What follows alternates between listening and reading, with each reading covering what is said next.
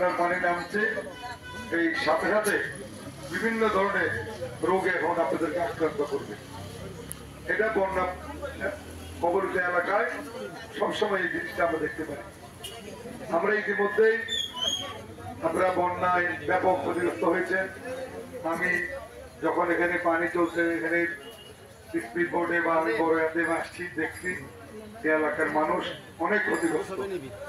আমরা বিএনপি পরিবার দেশ নায়ক তারেক রহমানের নির্দেশনায় আমরা আমাদের সাধ্যমতো যতটুকু আছে আমরা চাইনি আমরা আপনাদের পাশে আছি, এবং যতদিন এই বন্যা পরিস্থিতির উন্নত না হবে, আপনারা যতদিন স্বাভাবিক পরিবেশে ফিরতে না পারবেন ততদিন আমরা আপনাদের পাশে থাকবো। বিএনপি নেতা কর্মীদেরকে বিভিন্নভাবে নির্যাতন করা হয়েছে, নির্যাতিত হয়েছে, মামলা হামলা বিভিন্নভাবে।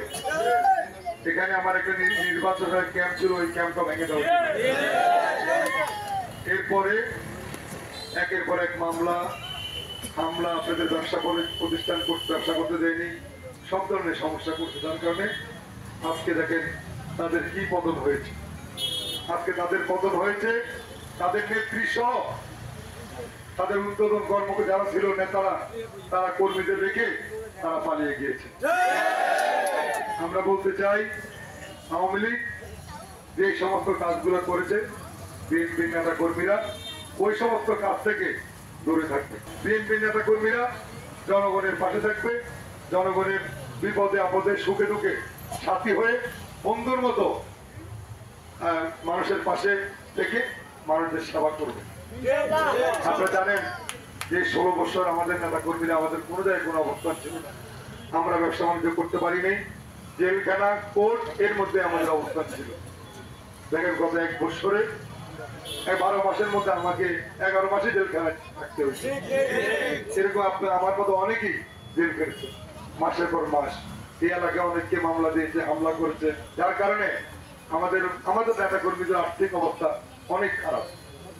আমাদের অনেক নেতা কর্মী অনেক কষ্টে দিন যাপন করছে। তারপরও দেশ নায়ক তারেক রহমানের নির্দেশনা মোতাবেক যতটুকু আমাদের আছে ততটুকু নিয়ে আমরা মানুষের পাশে থাকি। কারণ মানুষও বুঝে আমাদের কাছে কি আছে। যারা 16 বছরের দেশটাকে লুটপাট করেছে তারা আজকে মানুষের পাশে নেই, তারা বাঁচার জন্য সব পালিয়েছে। আমরা এখন শুকনো চাল ডাল এগুলো দিব।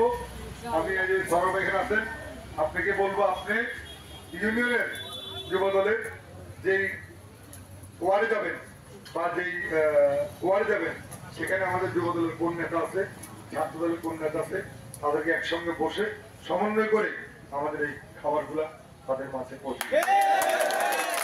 আমাদের কিছু লোক আছে, আমি ইতিমধ্যে খবর পেয়েছি, আওয়ামী লীগের সাথে আঘাত করে তাদের লোকজনকে সঙ্গে নিয়ে